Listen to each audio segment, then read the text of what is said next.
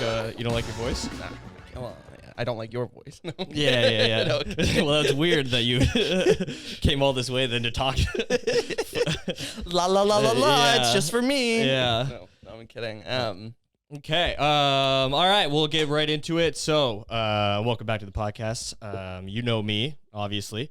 We are joined by a guest today, a man who, in a short period of time, became a very prominent piece of comedy in Vancouver.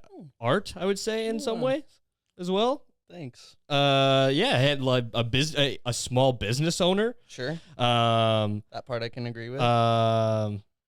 Trying to think of other titles I can give you. Just amazing in bed. Oh, okay, yeah. I mean, well, that one I can attest to. Yeah. But yeah, we are joined by Austin Jamieson, correct? Is the last name? Yeah. Welcome, dude. Thank you very much. Yeah. Yeah. Cut to thousands of people cheering. But yeah, no, you wouldn't say that you became a good piece of Vancouver comedy? No, I definitely would. Yeah. Yeah. Okay, yeah. I mean, you were. I definitely did. Yeah. At one point, you were basically the only fucking comedy essentially the only fucking comedy club-ish kind of place. The only one that people liked. Yeah. No, I'm just kidding. Right. I got love for everybody, Yeah, that's what you got to say. Yeah, that's what you got to say. Mm-hmm. No, I mean, yeah, the Mountain was cool for that, where it's kind of like what do people compared it a lot to the LA kind of comedy scene in the early 2000s of just super experimental, really weird, a lot of high concept shows.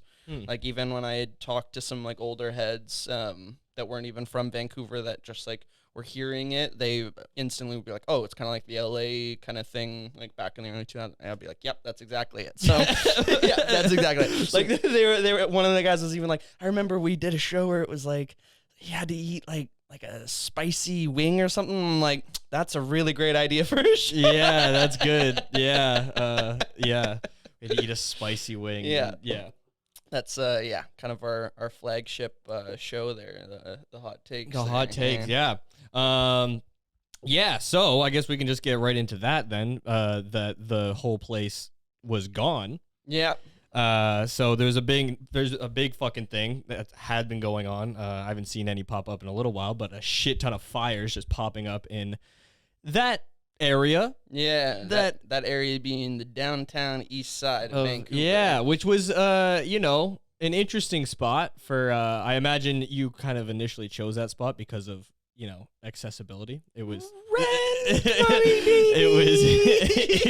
I imagine it was much cheaper to get. Yeah. It was very cheap. Mm-hmm. You could smoke inside because what? Yeah. What? Yeah. Laws just don't apply? Well, I mean, when the upstairs neighbors are smoking crack, right? The little bit of pot, they're like, they don't give a fuck, right. And then all the neighbors also if they do get a secondhand high, it's hell yeah, So okay. Nobody complained. For a second, when you said you could smoke inside, I thought you meant cigarettes. You could if we wanted to, but I don't fuck with that. Yeah. It's just so nasty. Yeah. What are we? I was like, hell yeah. Smoking inside. I was like, this is less early 2000s LA and more 70s LA. Just 70s New York. Yeah. Just smoke inside. Go for it. Well, you could. I wouldn't allow it, but you technically could. On my lease, it did say that it was you could smoke inside. Really? So, yeah. There are buildings in Vancouver. My apartment is a smoking friendly apartment. Interesting. Yeah, I got neighbors because the thing is that for a lot of these buildings, people are getting grandfathered into new laws. So somebody at my building, let's say maybe they've been there for 20, 30 years already, and they got into the building knowing that this was going to be their retirement spot because that's kind of the affordability and access point from where it is in the city and stuff. So yeah, there's a lot of people that got into there when you could be smoking, and they can't tell them now. They can't. Yeah, now they can't. Yeah. So and especially we've got cement walls at my building, so it's why not, right? Yeah. No carpets, cement walls. It's so it's hey, just fucking I rip bong tokes in that motherfucker. You know what I mean? I'm ripping bong tokes all day. Damn. Yeah. Are you you're a bong guy? No, I'm more of a joint guy. Okay. I was gonna say, if you just are you a wake and bake, like just wake up and rip a fucking bong? No, that'll fuck my day. Yeah, up. I've lived with a couple of guys like that, and actually, that shit stole a month of my life in college. I literally I never fucking smoked weed really before. Like before I got to college, I kind of just started like dabbling a little bit, like in the year before, and then I moved in, and my roommate smoked weed. And the guy across the hall who we became friends with was weed. Right. Yeah. At that point, he was more weed than man. Yeah. And I've been there. So his roommate was like this, like autistic Christian guy. So he he would cool combo. Yeah, That's a good combo for some conversation. It is a very cool combo.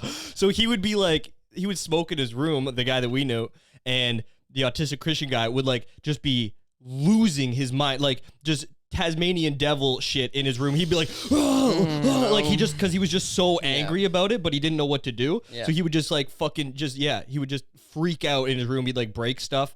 And so he's like, hey, can I just like keep my bong in your guys' place? And then so bong sitting is the funniest thing. Throw that shit out. Yeah. Just throw it out. If you can't have it in your life anymore, throw it out. Yeah. So, but he still wanted to just walk across the hall to our place and smoke it. Yeah. So then he left it there. And then I started dabbling, and then it ruined my life. Yeah. Like I fucking dude, like I didn't leave I couldn't even like speak to humans anymore. Like, cause I would just wake up, I'd get so high, and then I was just like, oh, I'm not going to any of these classes. Yep. I would like barely walk anywhere. I would just like not make eye contact with people. I was like, I'm way too high for this. I don't like this shit. Yeah. Dude, during the pandemic, I was hanging out, like basically me and my buddies, we all kind of, I wasn't technically living there, but I was pretty much living there. We all kind of got this big house together out kind of in like the UBC area. And, you know, it's the pandemic, and in the summertime, the pandemic too, so you have to stay inside, but then everybody there, you know, they're not really working because they're going to school again and everything, so it's like they have that little bit of money or whatever, so everybody is just, like, getting fucked up every day, you know? Like, that's what the pandemic was. Like, it's just, it's kind of weird, like, people are like, oh, it was so long. I'm like, I don't really remember much of that. Right. But Buddy's doing like, I never did it because it's not for me. But you're talking about like the guys that become more weed than not. Batch bowls. When guys get addicted to that, crazy. That is weird to see, because you're talking about things that like people regularly do and are, for the most part, not really all that affected by it. But the mixture of the weed and the tobacco together is like changes them. It changes them. Yeah. And people like start getting like jittery when they don't have them before leaving outside. They'll be like, oh, we got to go back. I got to go get it. And you're like, what, bro? Like, we left the house already. Like, we can do that when we come back. It's like, nah, I got to go and get it in before we go. Yeah. Yeah. I lived with my homie that it was like a couple years in college. So we got a house, and yeah, him and his girlfriend at the time, which was a fucking insane relationship. They were just a batch bowl couple, which is beautiful. It's beautiful. It's beautiful, isn't it? Romeo and Juliet at its finest. It's beautiful. I want a rom-com of just two batch bowl addicts. Yeah, fuck. Dude, but you actually really can get addicted to it. I mean, of course, it's adding tobacco, nicotine. Yeah. But they they couldn't do anything without doing it. And then every morning we would hear this dude. Well, morning, it would be like 10, 11 a.m. We would hear this dude. That's morning for normal people, just so you know. No, it's not. That's what normal morning. Who are these normal people? But most regular people, I think 10 o'clock is a normal morning. That's nuts. I've already done a whole day by that time. I know. You're this is so funny. Wait, this is a little side note, but we got to bring it up. Yeah. So I get a message from you at about 5 a.m. A couple days back saying, do you want to do the podcast tomorrow at 2? I'm like, perfect. Well, no, I said, because we initially said like maybe Monday evening would work. So I said, do you want to do tonight? Right. And you just said 2 tomorrow works. Yes. Yeah. I said 2 tomorrow. Yeah, that's right. So this was at 5 a.m. on Monday. Yeah. In my mind, I'm still up at 5 a.m. Like I'm awake. I'm still awake for the night at 5 a.m. What do you mean doing what? I get shit done, you know? No, for real though, I like staying up. I mean, the business is called middle of the night, so like that's the whole ethos. That's past the middle. You're at the end of the night there. Everything that you see, like the video I posted up today was done last night from the hours of like maybe like 12 till 4. Right. So like everything that I do that's like of worth any real value or gets like put up ends up happening within those hours. It's just like, I don't know. I think when not having like any text messages or what was funny was like I was like, oh, this is weird. Like he's sober, so like, is he just also fucked in the head? Is he just a little psychotic? You were up at five as well. I was like, Yeah. okay, maybe we can like gel on some insomnia shit. Yeah. And then I show up that day at 2. I'm like, I'm here for the podcast. And you're like, I'm just so flabbergasted at the fact that you thought today meant tomorrow. I was like, what does your 24-hour clock look like? That at 5 a.m. on that same day, if you say 2 tomorrow, that means in 10 hours from now. I was like, I don't understand at all what is happening. Here's the thing, though, is if you had said, let's do a podcast at 10 tomorrow, like, and I was up at 5, I would have gotten up and you would never be able to notice. I can operate on like 2 or 3 hours of sleep. Really? If I need it. Yeah. So it's not even like, even when I'm doing that, like, let's say I'm up till like 4. It doesn't mean that I'm not still like waking up at like 7 or 8. Like my natural clock will still wake me up early, and then I decide because I'm like, oh, I do need to sleep for a full day. I'll keep sleeping until like 10. Usually, I don't really 10 or 11. Yeah. How do you do this? What's your diet like? Was my diet like? Yeah. Not great. I mean, and you have this energy to be able to like not even necessarily like physical energy, like brain energy to like be doing stuff for that long. Like, I mean, I guess so. I've been doing it. Yeah. You know, I mean, like we've been out here doing that. That's been my routine though since I was, I want to say like 11 or so. 11. Yeah, I've been operating that way. Like when I was in high school, there'd be times because I'd have to get up at 7 in the morning. Yeah. To be able to like get up for the day and stuff. So there'd be full days where I would go just like I would just roll right into the day with no sleep. Right. Like I've been up since then, and then I would just have to do the full day. Yeah. So like luckily now I'm in a nice spot where because like I set my own schedule. I'm my own boss. So like if I do want to start the day at 11, I can do that. Yeah. If I want to start the day at 10, I can do that. If I want to start the day at 4, I can do that. You know, like depending on what my work day looks like and what I need to get done, I kind of can work around a lot of that. Now I still do like to wake up kind of early because I think the same thing that you were saying of like, you know, if I wake up at like 9 or 10, I get the same feeling though as you do of like, I mean, I can't say for sure, but of like by 10 o'clock, you've done a full day. For me, my day usually in my mind starts at 12. Right. So if I get anything done before then, I'm like, this is a fucking like cool day. I'm killing it. Yeah. But like in that time, like I can, like what I'll do is even like when I was saying like maybe my natural clock will still wake me up at like 7 or 8, I'll just stay in bed and then like kind of loosely start to get working on stuff. But like really, I'll sit in bed for like 2-3 hours, like Winston Churchill style. You know what I mean? Wasn't he just like, you know, drinking and smoking in bed? Yeah. Yeah. Dude, doing Winston cocaine? Churchill would just do like the first 4 hours in bed. Yeah. Like first 4 hours of his day, just start drinking, hacking back cigars, and then getting like running the country from his bed. And I like that idea a little bit. I mean, if I can, you're talking about like the wake and bake thing. Sometimes if I don't have like a super, like I wouldn't like on something like today because I know I'm going to be like talking quite a bit throughout the day. But if it's a day where I know I'm like at home the whole day and I kind of can work at my own pace, I'll like smoke like the butt end of like a joint that I had from like the night before or something like, and then, you know, start the day out like that. But yeah, you know, oh God, I couldn't imagine bong tokes in the morning, bro.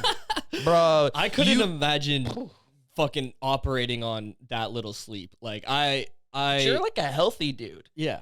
But like, but that's the thing is that if I'm, which also is like a thing is that like, because I focus so much on health that when I'm not operating at 100%, I can feel it. Right. And I don't like it. And I'm like, I want to be at that fucking peak where I feel like if people that like just don't even like think about it, they just are just like baseline feel like shit. Most of the time they're just like, you know, whatever. Like they just fucking roll with it. But like, you know what's funny is like I really did for a while, even with the sleep, I kind of was able to get into like, because I've been I used to have to do like a lot of like sleeping pills and stuff when I was younger too, like to even like just be able to get. Now I don't really need that, like I said, because I can kind of work around my own schedule. But I used to be like really up on like the health thing too, and like gym every day, eating right, all of that. It didn't make me one iota happier. Really? Like, no, not at all. No. What were you doing for exercise? Like going to the gym, like working out with friends. Like, were you just like lifting weights, or what were you doing? Like lifting weights, doing cardio, all of that, and didn't make me swimming. Never hit you? Parkour, running outside, everything. Yeah, everything. You're telling me parkour did not make you a happier person? Dude, I broke my wrist. Are you telling me parkour didn't change your life? Parkour did not change my life. You shut your fucking goddamn mouth. Parkour. I will not have anybody come on this fucking podcast and start slandering parkour. This is a parkour podcast. I understand. No, parkour is fun, but whatever. But like all of these things, like at the end of the day, they just weren't doing that. They weren't giving me that effect. And I know that for sure that they do for a lot of other people. But when I was like thinking about where I was spending my time and what were the things that were like yielding that kind of dopamine kick, like the gym ended up becoming something that was like so attached to my like body image, and less to do with like health. And because I was always like, even now, it doesn't really matter what I do. I still always feel strong, or I always still feel like kind of capable in like a fight if I need to, even though I know what makes you feel strong. I'm not. This is not like a coming at you. No. I get that. But like when like perfect example, right? Like, okay, so I got a buddy. He's like whatever, like the like college ball, like baseball. Okay. He's like down in the States right now, like. Gym, every day, like on his way to becoming a professional athlete, right? When he came for the first month to help us like move shit, like when we're lifting up something together, like like he's not lifting it up like any much more than I'm lifting up the chairs or whatever, right? Yeah. Like end of the day when it came to like just pure like what practical use of you're like as strong as you is. need to be. You don't need to be like anything that's practical. Yeah, you're just like, I don't need to be able to deadlift 400 pounds. No, exactly. And then as well, my like paradigm started to shift where I was like, because I think a lot of the times when I was in it, I thought that like, oh, this is gonna get me laid. Like, I mean, that's what a lot of like, I mean, that's high school. It's like why you do everything. Yeah. But like I noticed like that was never gonna be.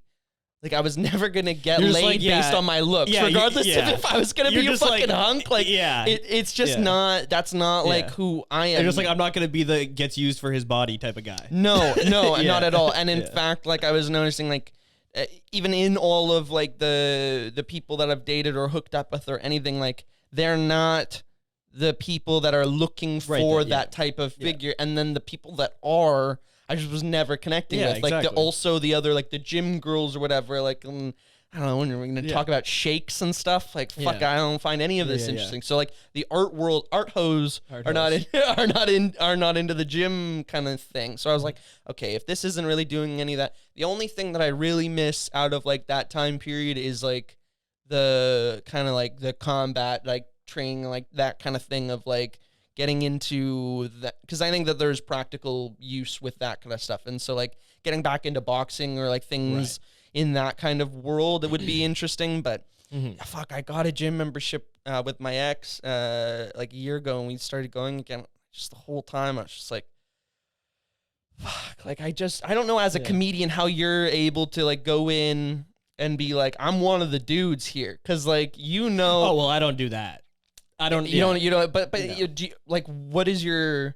I mean, aesthetic? I can blend in anywhere. I know that's I know. But even that, like, when I was going there, I was like rocking like a baggy T-shirt, and I was like, oh fuck, I look like a schlub in the mix here. It's like not even just on anything else, but then like just my outfit, like, and then that kind of when I started looking around, I was like, all right, I already have a girlfriend at the time. I'm like, what am I doing this for? Like, we've got like 5 years left on the planet, you know? Not saying that, again, this is just my own, it's not for anybody No, else. it's an interesting perspective, But like, we've got like 5 years on the planet, like, am I going to be able to outrun the zombies? Like, that's really it. That's all, like, again, with, I mean, like, they don't move very quick, so I mean... That's what I'm saying. That's what I'm saying. Or or everybody's been wrong as fuck. And like they come out and they're just fast as shit. If they're the 28 days later zombies, we're fucked. Yeah, they're just like so fucking fast. All of them are, yeah. Dude. All of them are Jamaican, and we're just like, oh fuck. It starts in Kenya and then it spreads, you know? Yeah, so you can't even like, if they're Kenyan, you can't even outrun them like distance wise because they'll just like, I mean, you can't just hope they get tired. They get distance, they get speed. Yeah, we're fucked. I mean, I don't know, and that's also part of it though too. Is like you talk to anybody who's an insomniac, and then they like end of the day, you kind of get into like really. I mean, we don't need to get like so far into this, but like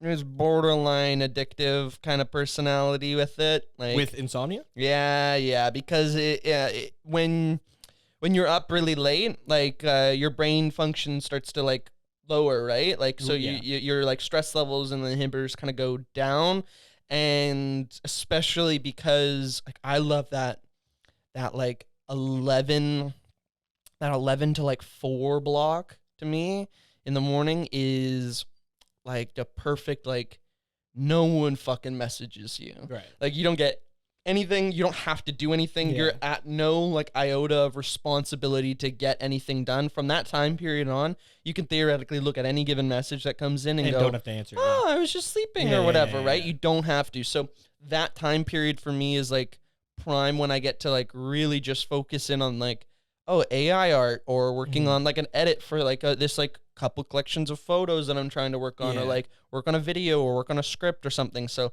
that time period, because also like your brain starts to like go down, and then like I said, like talk to insomniacs, and everybody kind of talks about it a little bit like an addiction, because whatever those chemicals that come in at that late night, it's like after a while you're like, this is fucking kind of I don't have that at all where I feel obligated to answer things at a certain time. I don't have that at all. Just in general? I don't care. Like I'll read it. I mean, I don't really care. And then like, and also I found out that I can blame it on being a Pisces too, which is cool. It's dope as fuck. I could just be like, sorry, I'm a Pisces, and people would just like, oh my god, I fucking knew it.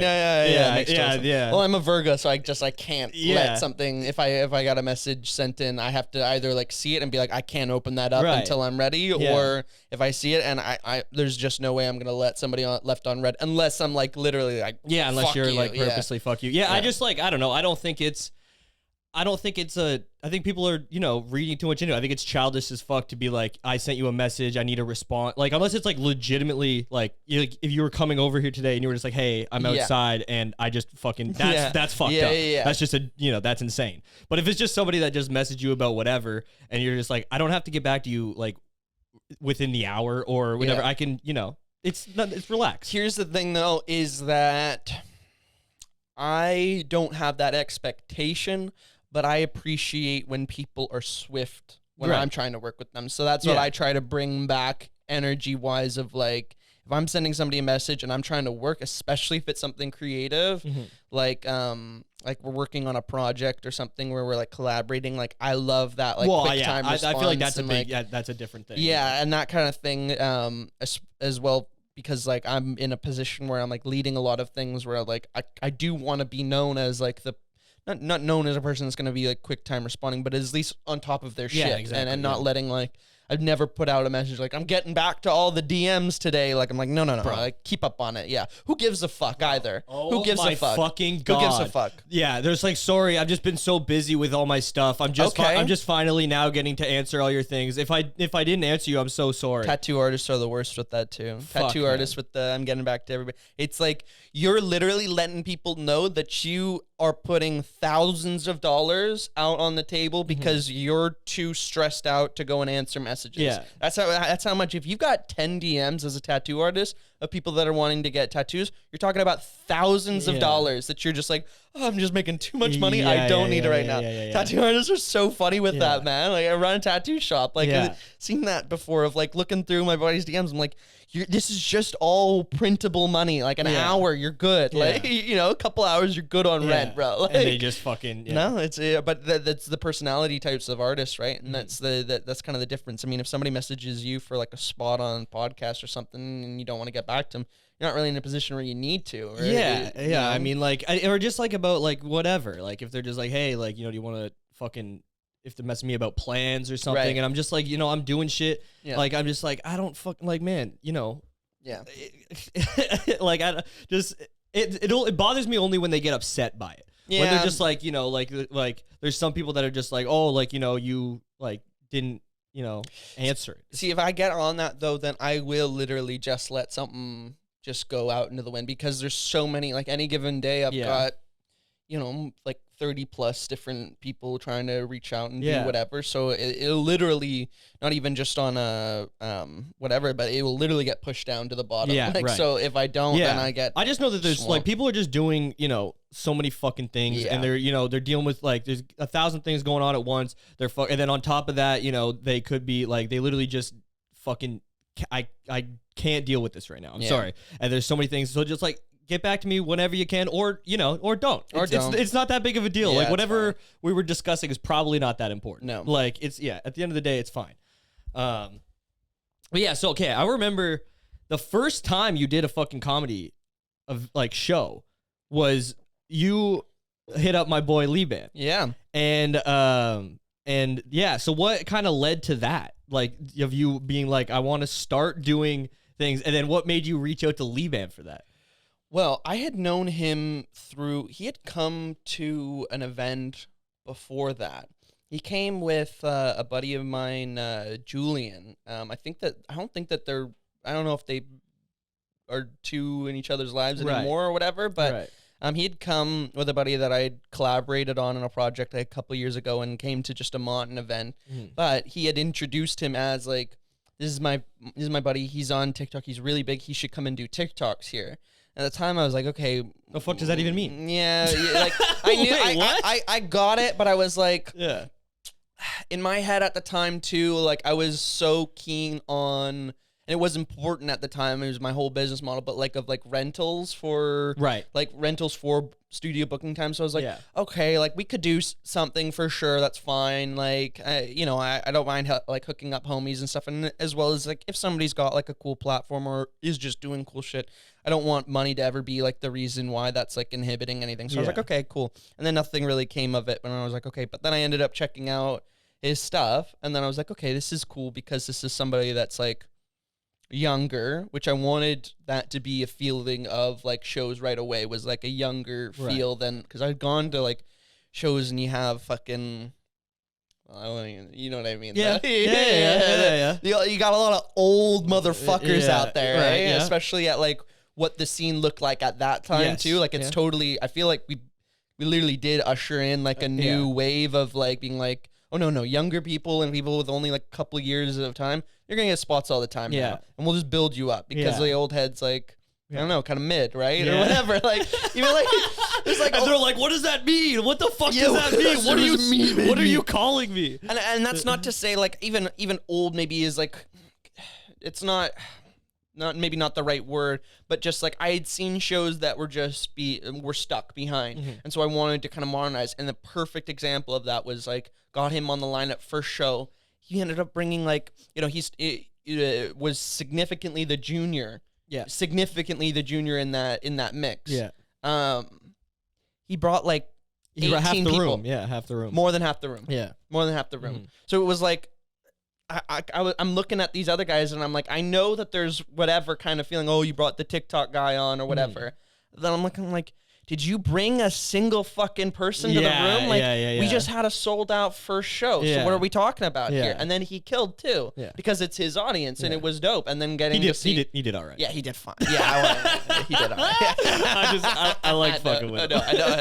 Yeah, he did fine. But no. I mean, it was kind of about like setting the tone early on. And then we did have, at the time, one of the older comics finish out that first episode or first show. Yeah. So then it was kind of like to be able to round it up, so you get everybody still interested, and then at the end you get to hit them with like what I thought. Yeah, whatever. But the comic I don't fuck with anymore. But whatever. Yeah. You know, cut this guy. No. Yeah. Yeah. But no. So yeah, I had him, and then after that we just kept running shows. And then trying to keep that like mix of the people that have been doing it for a while, but we're still on the younger side. That was kind of like our bread and butter, because they had like somewhat of a wherewithal of like, okay, I'll post things onto Instagram, and when you tag me in a poster, I know how to reshare that. I don't have to screenshot it and then take the whole screenshot from your feed and then put it onto my... Oh, fucking some of the older heads can't do anything with that kind of stuff. And I knew it was important that we were going to be marketing through social media primarily, because how else are you going to market things? You're going to go out and like bark? Like, put it on a radio? Yeah. That'd be good. Get it in the newspaper? That'd be good. Yeah, they should throw it on fucking. They should throw it on Fox. Yeah, I'm pretty sure that's a station, right? Yeah, Fox. Yeah. I mean, it's good because I didn't know what the scene really looked like before. I just got into it after pandemic, so it's basically been like the kind of like resurgence, I guess, of it is all I've seen. Yeah. So so I thought it was kind of mostly, like this. I missed the whole like club era where we had Yuck Yucks. We had like places that were dedicated comedy spots. Yeah. So like I don't even know what it was like then, but it does feel like it's it's built like it's creating its own fucking like ecosystem, and people are like, it is definitely a much younger crowd, and it feels like people are building their own kind of shit and doing it through social media, and everybody's kind of like helping each other build each other up. They're like putting on their own shows at places and bringing like their friends on, and it's kind of become a... Well, what's funny too is because you end up getting this thing where it's like there's resentment obviously from like the like kind of older comics or whatever, right? Where they'll be like, they've got 10 years in, and then like here comes guys that have got like two years in, but are bringing people to the crowds, are getting booked on lineups because they're eager and they're willing to like share and prop up your show. They're less intimidating, I think, for a lot of bookers to try and like get, not for me. I can really kind of like reach out to whoever, but like I think for a lot of new people starting up shows, they think that the older comics are looking for maybe more money than they are, or more like they're also worried that if they bring them to a show that's kind of not great, then like they won't want to come and do the show when it's good. Yeah. It's a really flawed premise, because you just want to have every show be the best lineup as possible, because otherwise you're just going to burn it for everybody. Yeah. But at the same time, there's comics that will be in the game for like 10 years, and then like a single clip that you guys will put up will have done more numbers than they'll have performed to in their entire life. Yeah. In like a single, like, 20-second, 30-second clip. Yeah. So it's just like, I don't know. They'll be working for years and put out something on YouTube, and then it'll be like 14 views. But like, here's cool. Here's my problem is that their idea of working is at most, especially in this city, where you can do what? Tops, if you fucking, depending on the night, you could do 2-3 spots a night, maybe, depending on the night. Two, really. Yeah, and you're not getting full, like, you're not getting long spots. No. So you're working for less than an hour a day. What the fuck are you doing that other time?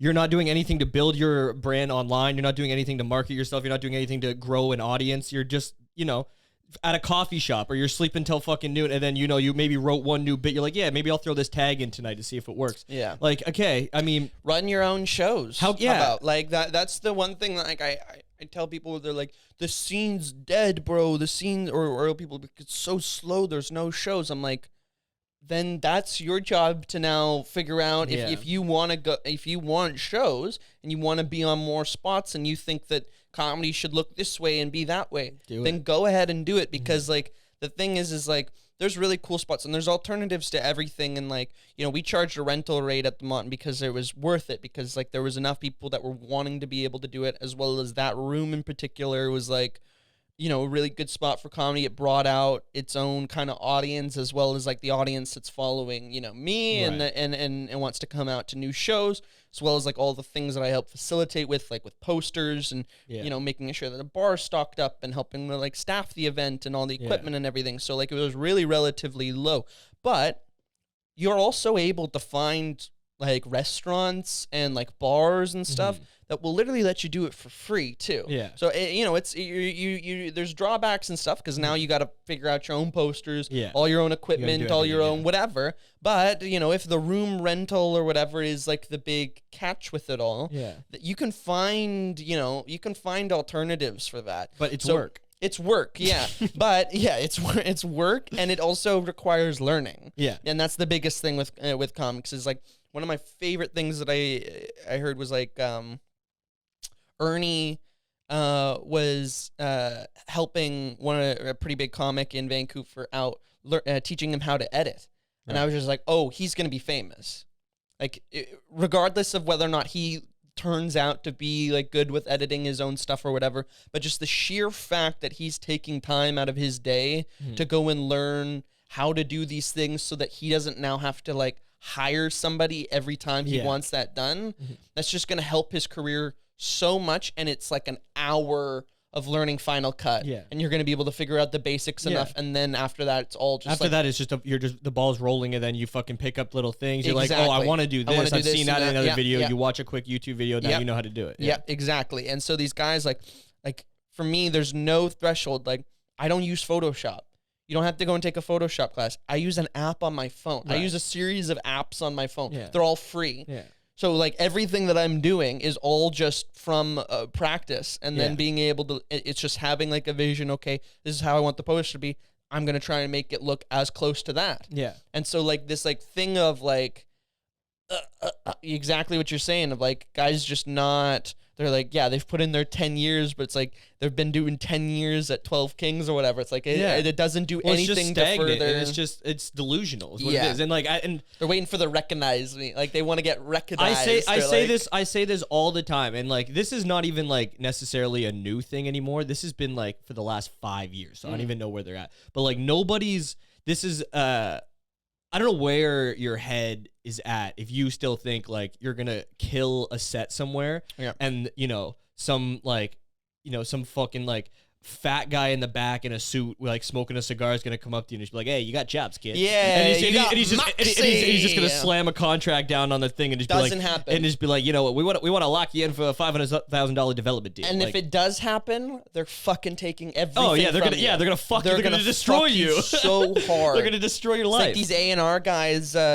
being like, oh, we'll fly the rappers out on private jets, and then you find out that the jet they just came build, out of they build it to the rapper. You're like, it's just all these guys, all of that shit is just a scam. You look at everybody that's gonna have longevity, especially in comedy, in my opinion, it's not going to be, and all due respect to them, it's not going to be like the Sarah Silverman's. It's not going to be like the industry plugs. Oh, maybe not her because she started her own podcast. Yeah, she finally recently. did start doing her But own. like, all of these guys are now starting to wise up to the fact that like, oh, the industry is so fucking, fugazi that it like everything needs to be your own. I think it actually takes you working kind of like in the industry, I think takes away from your like credibility in your career in a way now. Pete like Holmes. if you and very funny guy. Very funny. One of the funniest fucking comics out there. Very funny. And recently just did a fucking like cable sitcom. You're like, bro, probably what? I'm sure it's fine. I'm sure if Pete's got his voice on it, I'm sure it's fine.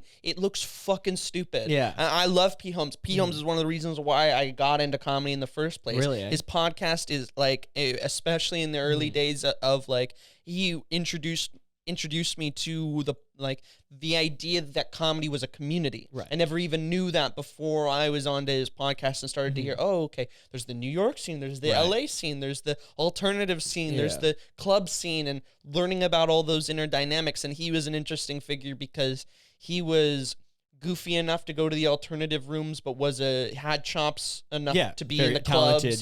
He was very talented. I love Crashing. That's great. But even after that, you started to see it was like, oh, he wants that industry thing.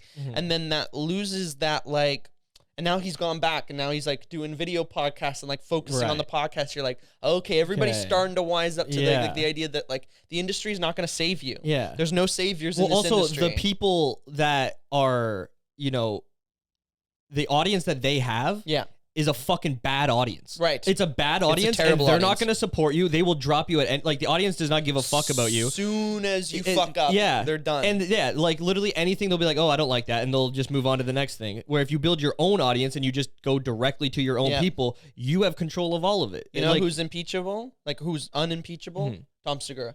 Oh, of course. There's no, and he's a fucking like millionaire because he built his own fucking thing. Well, you're talking about hundreds of thousands of people buying at $15 to $20 for these live streams. You're talking hundreds of thousands of people all doing it, like 500,000 people. You're like, what? Like on top of the amount of viewers they have on the podcast, on top of the viewers, on top of the sponsors, YouTube, on top of the and then the shows going out to do amphitheaters. Now his network, now his network of having other people on the podcast network, and then doing fucking legit. He's like at stadiums now at this point. And now they're getting back into the thing too. Everybody is looking, and it's full circle. And say what you want about him, but Dane Cook's original model. Did you ever hear about this? How Dane Cook changed comedy in so many different ways in the beginning, and it was before he was like fucking doing his thing.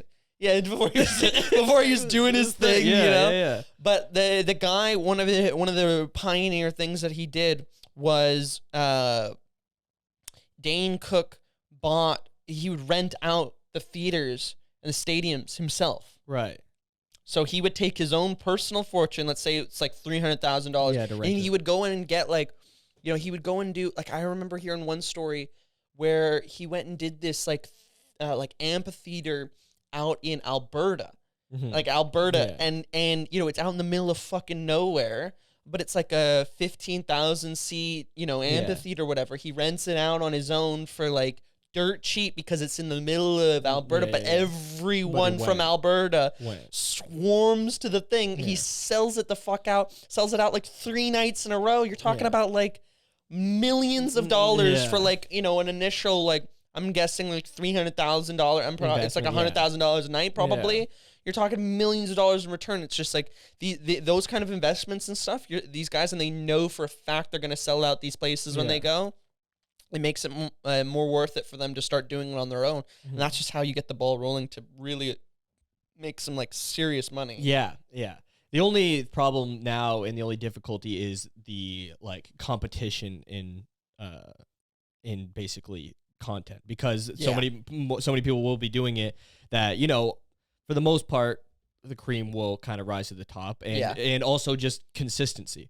So it becomes just a work ethic and, kind of like a half work ethic, half talent thing. Yeah. But if you just keep going and you fucking are consistent with it, you're gonna find an audience. Well, that's the story of the mountain, though, right? There's the consistency on the shows and building it up yourself, and then being able to retain control while also being able to push the envelope.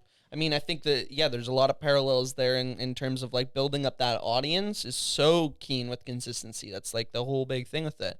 So I mean, it sucks that we're in this kind of spot right now where obviously we can't be doing shows and stuff as so the venue. Did you say that it was as of the 1st? You said you were supposed to open again, or no? I mean, we have a new on the 1st. We got a new spot, so we're in a new spot now, and we're just fixing it up right now to get it all ready, and then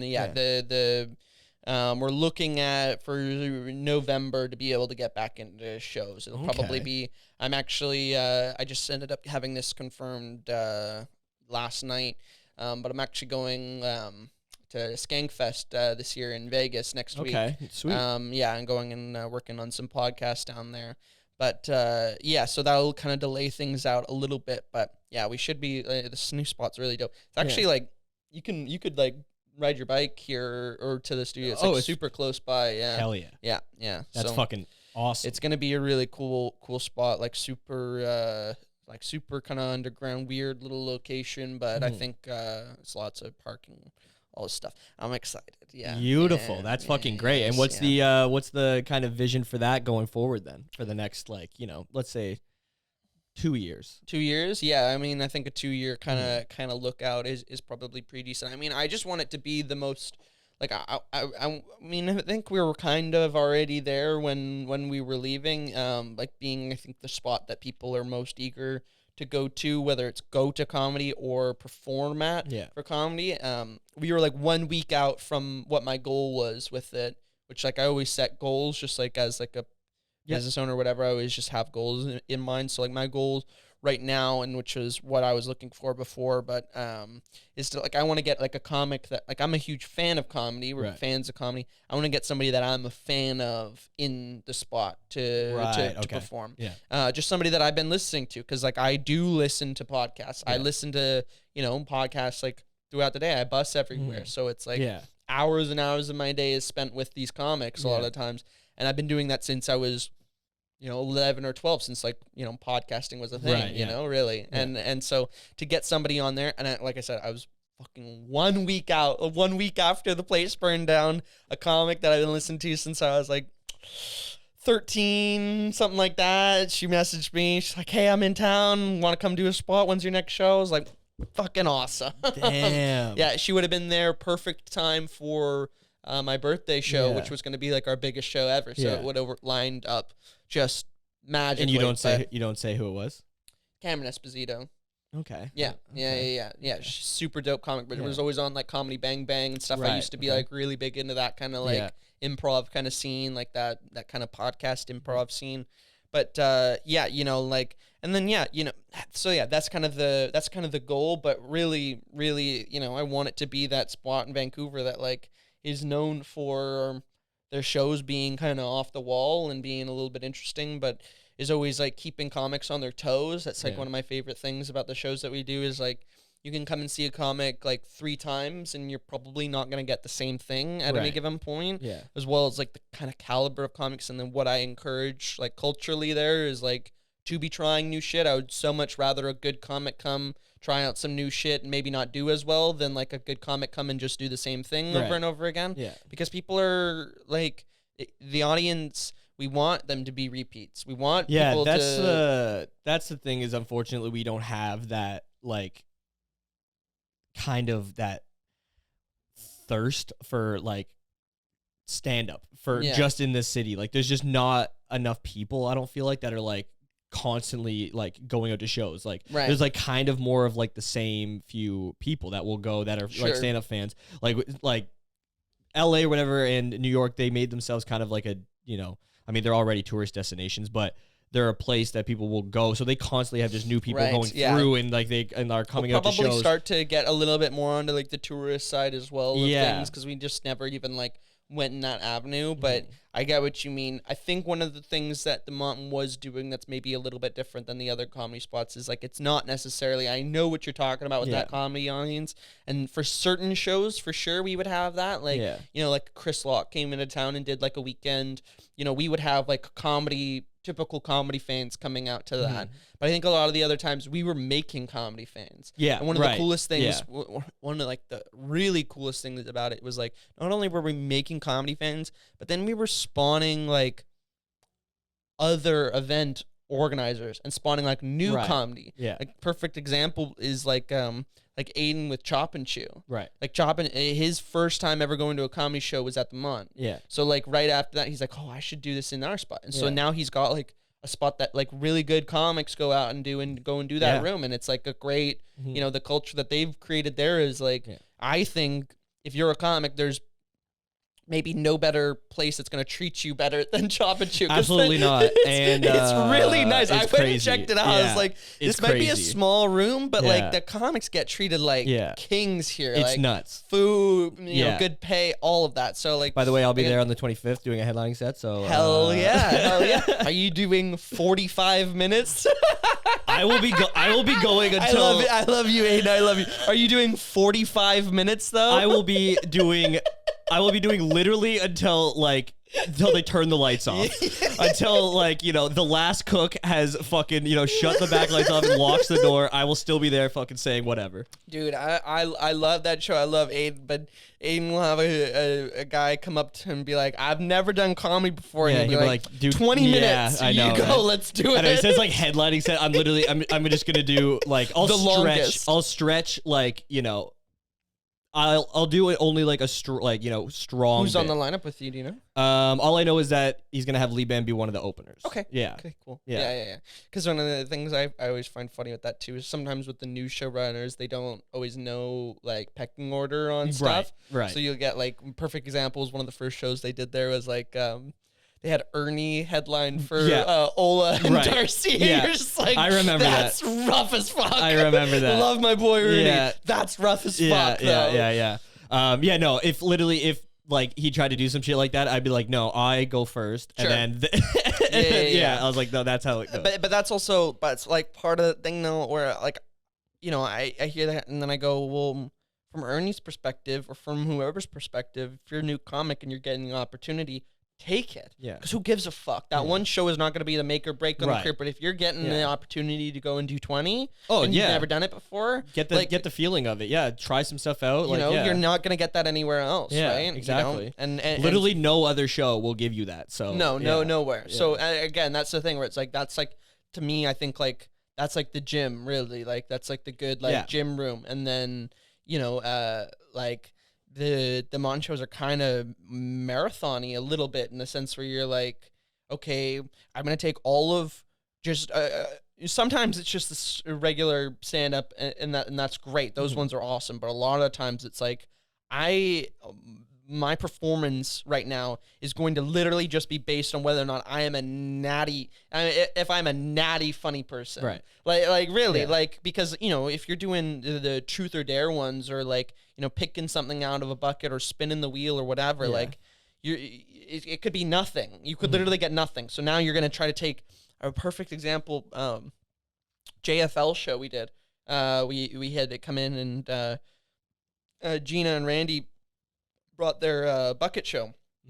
Marito was on the lineup, and Marito, I swear to God, he goes from like he picks one out and it's like elephant, and he does the elephant, and he does like a bit on elephants, and then the next thing he picks out is giraffe. You're just like, oh fuck, like what are the odds that you just picked out like two animals? He just did everything, and so now he's got to do a whole bit on giraffes, and he fucking murders because he's Marito. But you're getting to see like I have that footage, and I watch that footage sometimes when I'm just like, I don't know, when I'm just needing like confidence, because I'm just like, how do you just did a whole thing on elephants, and now you've got to go and do giraffes, dip kind of almost into the same well. And so it's just, and now he's got to completely pivot what the next like the whole thing is on it, right?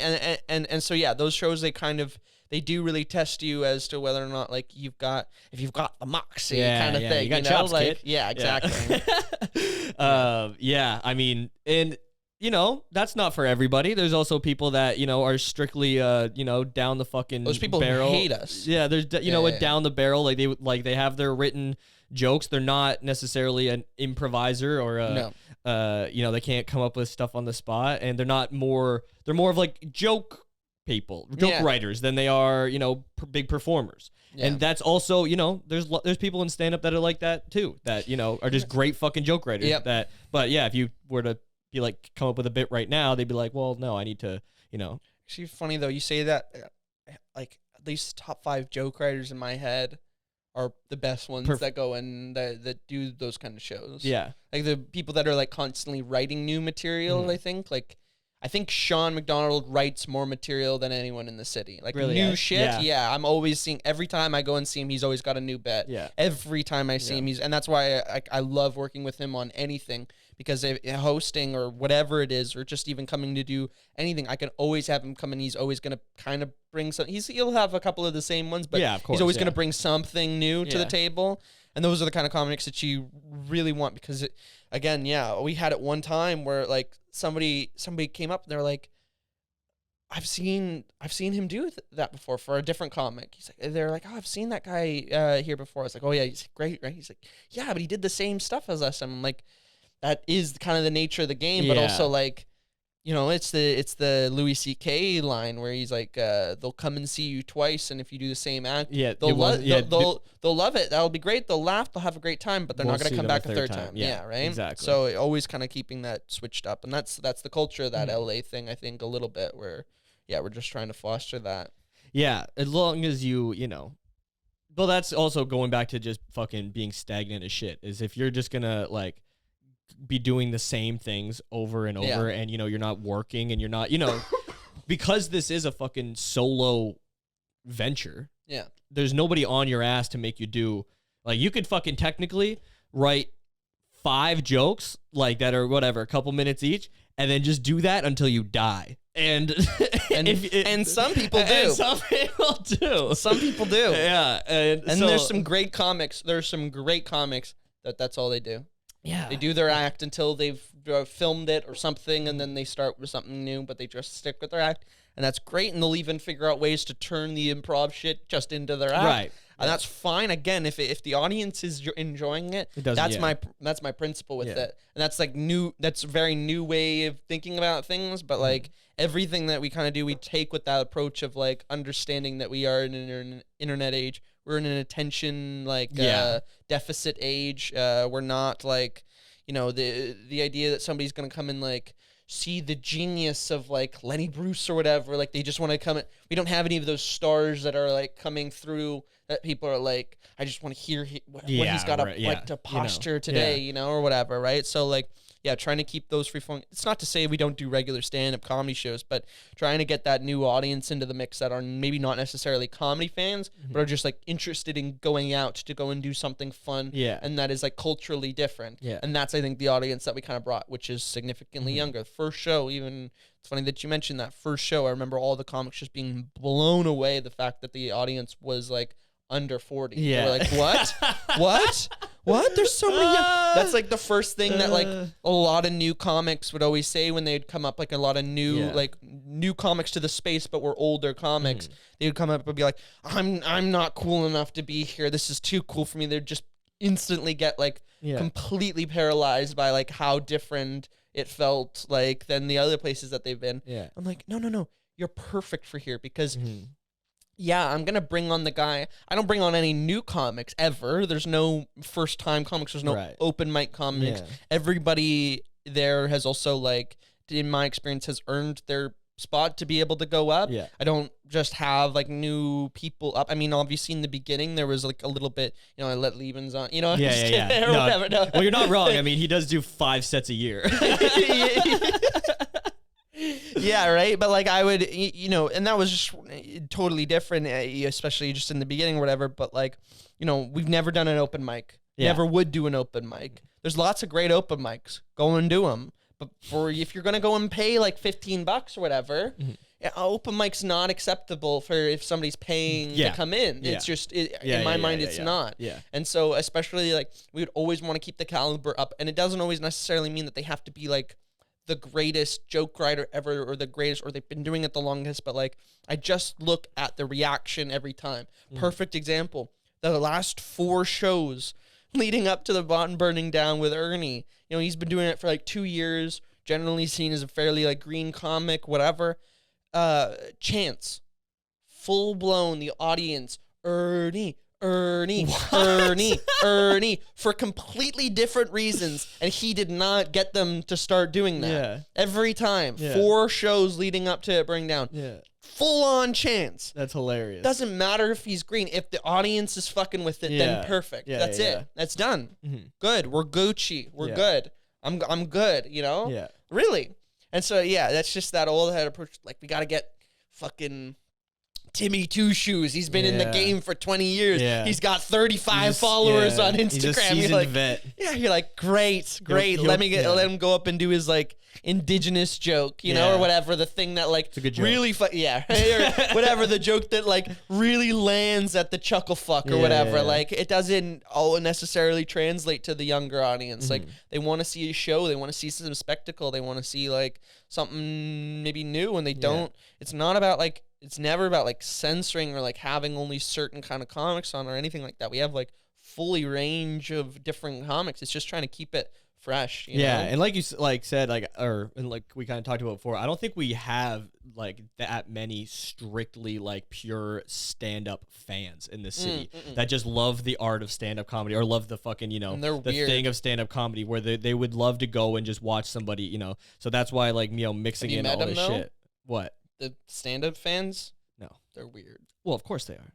Yeah. I had one guy, and I don't know if you're listening. I'm sorry, but fuck there's this one. Yeah, there's this one guy. Stop listening to this. There's one guy that just kept coming. Like, he came like 2 weekends in a row, and like full weekends, like each day. And I was like, okay, well, I kind of appreciate you, getting the tickets and stuff like that. But then, he just was.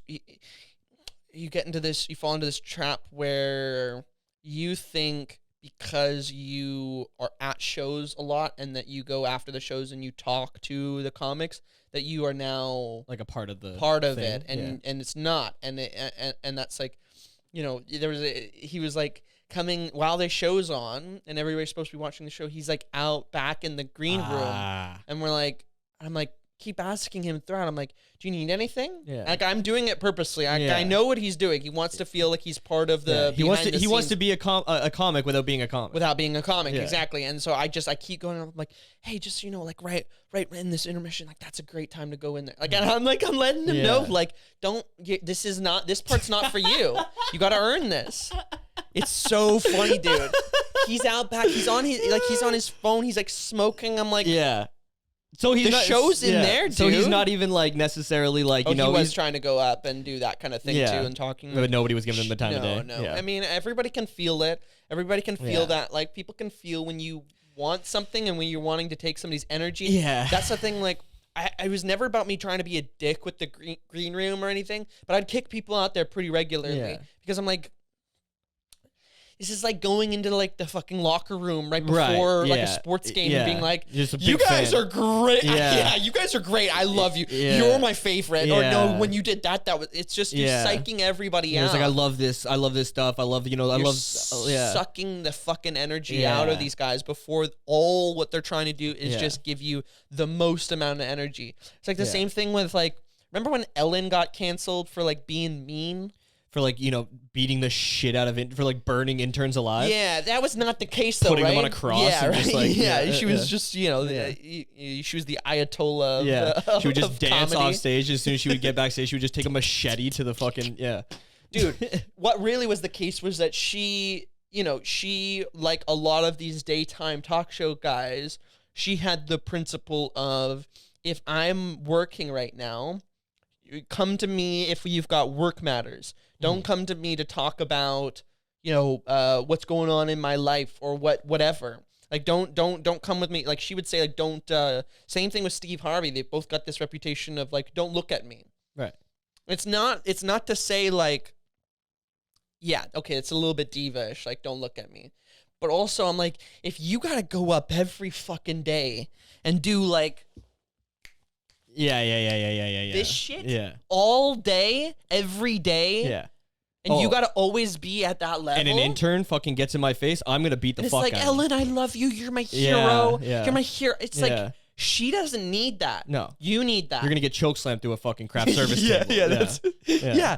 But really though, Ellen doesn't need that. You need that because you want her to know how much of an importance she is in your life. Well, also, you just want her time, and you want her time and attention, you want her energy. Yeah, and her energy is literally worth millions of dollars. Yeah. So you're just you're like a vampire in that situation. It's not to say, okay, when it's at the fucking like Christmas party or whatever, now you go up to Ellen. If Ellen's like still like a an asshole in that kind of situation. Yeah. But when your job is to be friendly and you're doing that every day and everybody's job is dependent on you being friendly, like those couple of like whistleblowers really cost like a couple hundred people their band. Yeah. Like really, they cost like a couple hundred people. Like, how many more years do you think Ellen would have done that show? There's no imagination in my mind that she's not doing that show for as long as she fucking can. Yeah. Because it's the best gig ever. Go out in the days. You don't have to do stand-up anymore. You go out. They write everything for you. Like, you get to go and like talk to like little kids and be like, It's the same thing. Steve Harvey. Steve Harvey hasn't made a joke in years. Yeah. It's just commenting on child, and then he just opens his eyes like wide as shit at the camera, and everyone's like, "Holy shit!" Did you hear this guy? Yeah. Did you hear this guy? Yeah. You just drop. He said, "Just throw the cards and walk away." What? He said, "What?" Oh, child. Yeah. And then everyone's just dying. Just everybody's like, done. And so whatever. Like I kind of get that, and that was the thing. I've heard that from like again. I listened to. It was kind of one of the things where you're talking about like in the beginning, like, oh, okay, you made like a fairly large impact quickly. I wouldn't even say that so much. Like, if when we get back on our feet, then I'll agree with you, because like if you get knocked down, you come back with it. Like, okay, yeah, that's an impact. If you can, like, if we can make it work twice and it wasn't a fluke on the first time, okay, for sure, then yeah, I'll agree with you.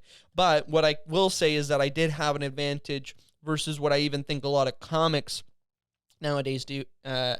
Is like, I have years of listening to comics talk shit just about comedy. Like the whole podcasting thing has blown up for sure in the past like 5 years or so. But I'm talking about like almost having a decade on me with it. And so like, right? Same thing. So you just have a little bit more of an insight where you're like, you've been listening to these guys just talk about what they like, what they don't like, what's important to them, what's not important to them, what they like at this club and what they don't like at that club. So I kind of had like a masterclass early on, at least from the comics perspective. Right, I have no frame of reference on the showrunner's perspective, because all these comics are just going and doing shows. But at least I could figure out a situation that's going to be like as beneficial and as good of an experience for comics as I can without going into like a large like deficit in terms of like how much money we're making or something like that. So that was kind of the idea with like having a green room. Like that was super important to me. Like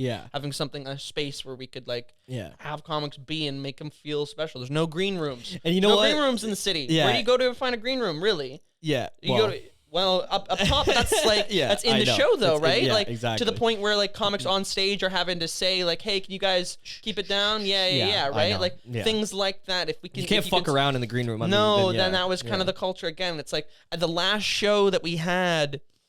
Oh, fuck. It was like, at least the last weekend, it was like Dino, Marito, Sean, you know, all these like fucking like heavy hitter, Angela or Andrea, like fucking, you know, all these like really like top notch, Bobby Mack, all these guys, you know, in the green room, the last green room I got a photo of, it was just like, you're talking about like touring comics, the best comics really in the city. In Canada, arguably in Canada, amongst the best in Canada, all in my little shitty green room. And then, you know, you're talking 2 days later, the photos that I put out are just fucking swamped. But you're just like, it was kind of cool to see, like, again, right? I feel like we were really just about to like hit our really great stride with it, because it was just every weekend, Thursday, Friday, Saturday, sold out, back to back, the whole weekend, cool new shows. You know, old shows starting to like, people being like, oh, fuck, I want to go do it there instead. We never had to poach a show ever. People would come to us. Oh, fuck it, whatever. But like, I'd never go and like take somebody's show that's already doing well somewhere else or anything like that. But people wanted to be part of the culture. They wanted to be part of what it kind of like felt like and represented and stuff. So I'm hoping we can do that again. The only difference is like, we don't have Fridays in this new spot. Because there's a what is it? Transcendental meditation, whatever. One of those. Transcendental? Yeah, isn't that a thing where you said at first we were just like, there's a trans meditation. I was like,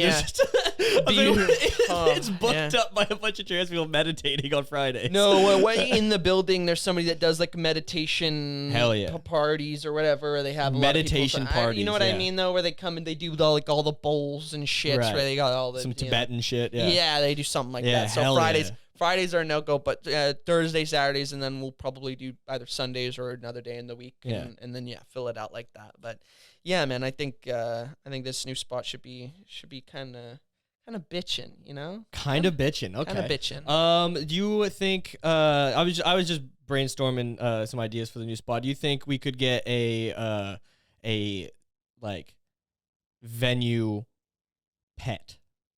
You have one. You do? Yes. That's so funny you say that. What is it? Caper. His name's Caper. He's a husky. Oh. He's a shop dog. He's Jordan with Arbor Studios. That's where like we're cohabitating with him, or we're gonna be working with him. It's his dog. It's a dog. Ugh. You don't like dogs? They're fine. You a cat guy? No, they're both fine. Okay, you got mid takes on cats and dogs. What kind of shop pet were you looking for? Something like this. It's kind of more what I was thinking. We get something like this going on. It's a guy delivering pizza. Yeah. Oh, they could see. Oh. Yeah. Oh, So- I've seen this. So there's a chimpanzee in a varsity jacket. No, that's not a chimp. And yeah. No way. Yeah. That's a guy. No. Yeah. Look at him. The chimpanzee. That's not a chimpanzee. That looks nothing like a chimpanzee. It's a Russian chimpanzee? Okay. That makes It's a sense. Russian one. Look at him. That is not... Tell me that does not look like a dog standing upright. But look at the arms, bro. Look His- at the size his- of look at the size of those hands. His arms are distinctly chimp. Look at the size of those hands. But that face, though. When have you ever seen a Yeah. chimp with a face like that? Yeah, well, he's Russian. Oh, okay. I can kind of see the brow a little bit. Right. That's a fucked looking chimp, though. We can agree on that. Well, he's right? Russian, so they all That kind of look makes sense. fucked. You know Yeah. what I mean? Well, they've got a lot of radiation there. There's a lot of stuff going on. Why do you think their women are so beautiful and their guys are so tough? They got a lot of radiation going on. Right. Yeah. So what if we got something like that going on? Is he could work the door? Here's the thing: is Russian women either look like Gigi Hadid or they that. look like Yeah, that. or Or they look like that. Yeah. Yeah. Well, I mean, if we have Ernie working the door, it's pretty much the same thing. Got him. Got him. Yeah, I don't know, something fun. I mean, a dog is pretty decent. A husky's pretty People decent. love dogs. Yeah, That's what people love I think dogs. that's what is turns me off about it.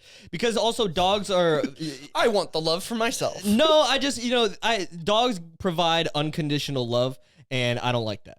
Right. I think that love should be a very conditional thing, and it should be in most cases earned. The only person that should love you unconditionally is your mother, and the Yeah. only reason that she does that is because biologically, it just really happened. difficult It just for her not happened. to. Yeah. And when you don't have that, when you have a mom that doesn't have that unconditional love for It's you, a cool mom. That's how you get the Dahmers. Right. That's how you get the really fucked up guys. Yeah. That's how you get the guys that are like, they'll smack around their girls or all that kind of shit. It's like, if your mom is a piece of shit. There's some guys that their moms love them. They still they'll still give a lady a good little roofie, good one too. Yeah. Or they'll smack her around a little bit, and then their mom's just like, oh well, I he think didn't mean to. I don't know, man. I think that when you look at like all major serial killers, they all have real big Bad issues with problems their with the moms. moms? Yeah, it's all their moms. Yeah. So absentee dads, and then Classic. bad relationships with their moms. Right. So like the lack of male figure to keep you in check, Mhm. and then the twisted relationship with their With the mother. mothers. Yeah. So that's why I think dogs are also like bad judges of character. Like like I said, they'll just love everybody. Like I bet you Cosby's dog loved him. And the dog probably saw him, fucking, drug and rape, and the dog was probably just chill with it. He's like, maybe I'll just go to a different room or something. And then as soon as he was done, the dog probably cuddled in bed with him. It's like that dog's a dick. You know who really loved dogs? Hitler. Hey, and I bet you they loved him as well. So I bet they really loved him as I bet well. you they really loved him as well. I bet you he treated them well, and anything that just is bare minimum, you just have to just basically not hit them, and they're fucking oh, this guy's the best. Dude, imagine you go to buy a German Shepherd, and the guy who's selling it is like, this is one of the descendants of one of Hitler's dogs. Yeah. I bet you Nazi dog. I bet you it's well behaved.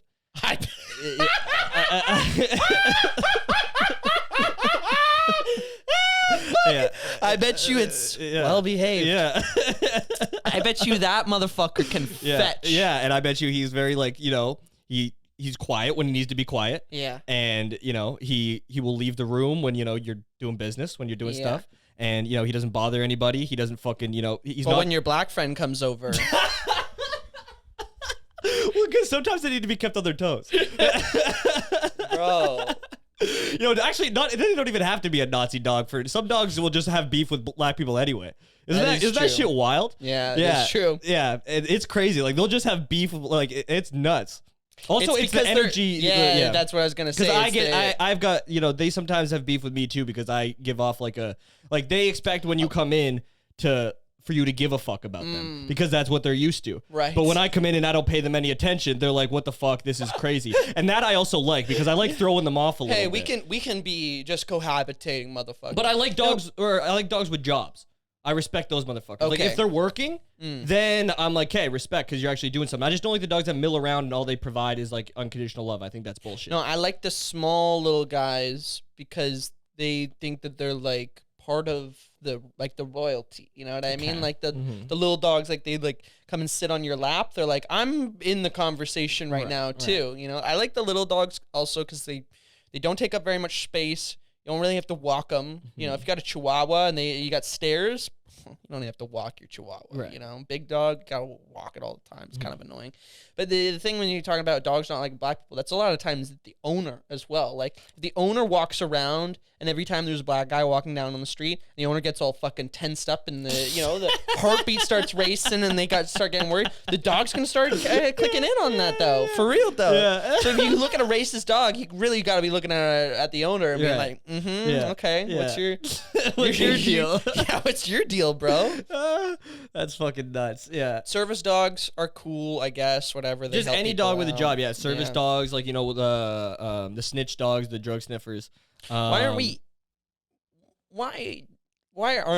allowed to be eating them?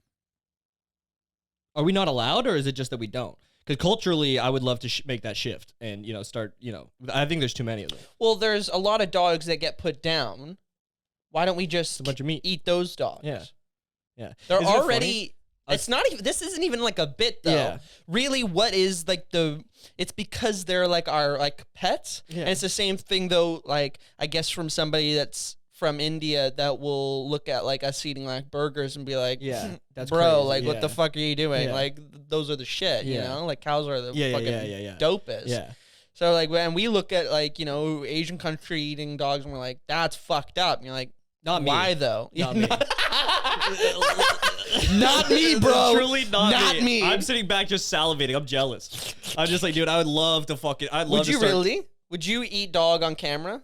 Oh, if yeah. I figured out a place that we could go to eat dog, would you eat dog on camera? 1,000%. All right. Not on camera. It's not even like I would do it for the content. I would do it I would do it. No, but if I was to make it content. Oh, absolutely. Of course we're gonna make absolutely. content. Of course. What if we're going to do something that's not... Yeah. Content? That's fucking retarded. Yeah. I absolutely... Yeah. I mean, as soon as I go to Asia, I'm going to eat dog. It's not that easy to find. Really? Yeah, you gotta have to look around. Oh, look. Yeah. Oh, look. I'll find it. I'll do some snooping around. I'll find it. I'll see what we got. Bro. Yeah, man. You can eat some funky shit out there, though, for real. Yeah. Roaches? You can eat roaches. I would not. I probably wouldn't, yeah. Yeah, you'd eat a dog before a roach, though? Oh, 1,000%. A lot of people eat roaches, though, and it's supposed to be not half bad. I think I prefer dog. Woof, Yeah. woof, woof, Yeah, woof, I want to hear that too before. Yeah, before. Oh, you want to see the whole, like, you want to pick them out. You want to go and you want to be like, that one. I want that one. Yeah. That one's liking me too much. Yeah. He's always too needy. Yeah. So here's the thing. I was gonna ask this before when we started the podcast, because I was like, okay, well, you relatively, you're not an ugly guy. You go to the gym. You're fairly healthy. You seem like you've got your life together. I was gonna ask, like, what about you is fucked up that makes you funny? And now I get it. You're a sadist. Yeah, I don't know. I just I don't. Yeah, Did you have a good life, like growing up? It's fine. It's fine. It's fine. I had parents that liked me, and yeah. You gotta split them up though, eh? What do you mean? Are they together? Yeah. How many of the greats do you know with parents that are still together? What's together? You know what I mean? like, yeah. I mean, they live in the same house. Yeah, they live in the same house. They're still married. Sometimes they love each other. So it's like, I mean, how many times it's actually kind of gross when you go over to somebody's house and their parents are like in love with each other. It's like, okay, knock it off. This you like 30 years of this shit. Yeah, it's fucking. You know what they're doing? If they're fucking other people. Yeah. If you really love your partner 30 years deep and you're like, I'm going to keep making sure everybody knows that. I don't even know if they really, make sure people, that people know that. It's a fucking facade. You're fucking people. It's a fucking facade is what it is. But yeah, I don't know. I just 30 years deep, you should be allowed though. if you put in 20 years, Yeah. the walls should go off at that point. Well, I mean, I think it depends on what you like. I don't know. What are you pulling in at that point? Like, I mean, as far as your other options, I mean, I that's what I'm saying is like, I mean, it's fine. It's fine. You know, you should whatever go. You know, fuck whatever you can, I guess. But what can you at that? Well, point? here's one thing that I've been contemplating when it comes to like dating and stuff. It's like I see my parents dating in their 40s, and they're miserable doing it. And then I look at people who have been with their partner for years and years, and they're miserable doing it. Yeah, I don't know if there's a good. I don't know if it has much to do with one way or the other. Well, I think people are just miserable. Yeah, like, yeah, exactly. And you know, which way you cut it, it's in a all lot gonna of cases, a relationship is finding somebody to be miserable with. It's a long form business transaction. Correct. Yeah. Really. And you know, sometimes you like each other, sometimes you don't. But you know, we've decided to move forward as a unit, and you know, whatever may happen there. Yeah, romantic. It's really romantic. You're decided to move together in this business relationship. You're a single man?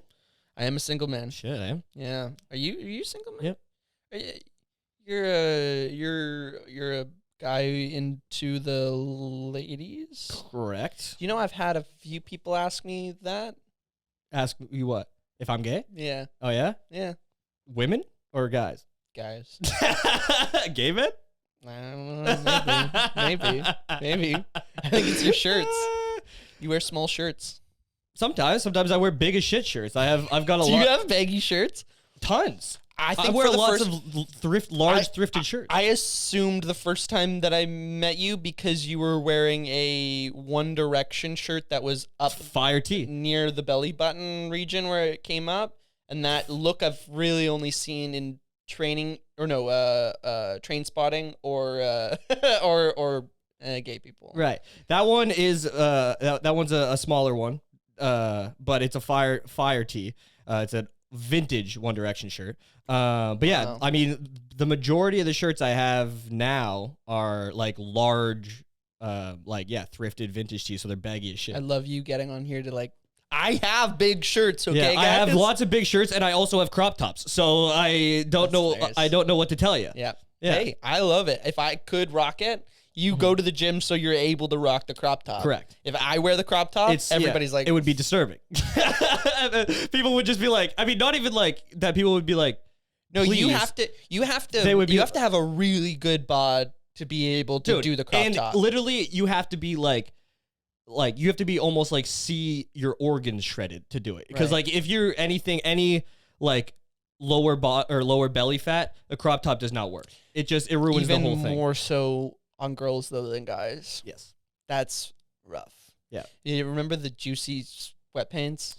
Yeah, we didn't have a lot of that in my town because it was a lot of white like hick people, so they were not from? Collingwood, Ontario. Oh, okay. So small town north of Toronto. Fuck yeah. Yeah. Oh yeah. So yeah, we were both small town vibes, but there was still a little trashiness and. Yeah, we didn't have too many people that tried to go like juicy fucking. You know, it was if anything they branched off instead of like if they were like they weren't hick chicks, they were just fucking yoga pants chicks. Oh, right. Yeah, the yoga pants and was Uggs. huge for when we're the same age, right?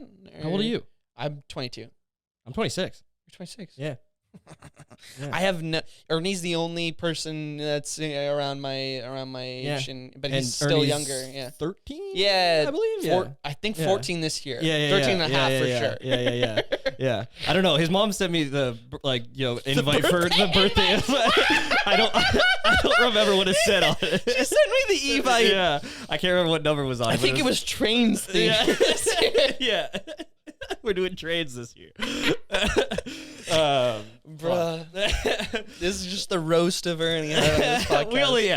we only got him like twice. It's all good. But yeah, all right. I think we're good there. Thank you for coming on. Yeah, absolutely. Austin Jamieson, the owner of the Mountain, basically the comedy club in Vancouver, Vancouver. Sir, we'll have to get you up when we start doing shows again. Absolutely, man. Of course. And if you need a tattoo, also you could go there too. Hey, if you are looking to move the podcast out of the garage, we got a podcast studio in the back. Oh, now, do too. you? Full proper setup with the channel mixing and Interesting. all of that, and Interesting. switching all of that. So, but Nice. you got a killer setup in here. I mean, yeah, you know, she works. I've had to, you know. I like you've got the athletes here, but all white athletes. Just saying. Those are the best athletes. Right, because they're the real underdogs. Yeah. Yeah, that makes sense. Yeah, I'm a big underdog guy. They're a big underdog. Yeah, guy. yeah. I feel like that represents my life. That's great. White underdog. That's what I want to be known as. White underdog. Yo, we the white underdogs. Let's go. All right. Follow the Motton. I don't know. There's a bunch of underscores. Yeah. But if you just type in yeah. MOTN, it'll pop up. Yeah, and come to our shows when we start. If doing you're shows in again. Vancouver, yeah, come out to the shows and hell yeah. Thank you for having me on. Yeah. Thanks for coming through. Yeah.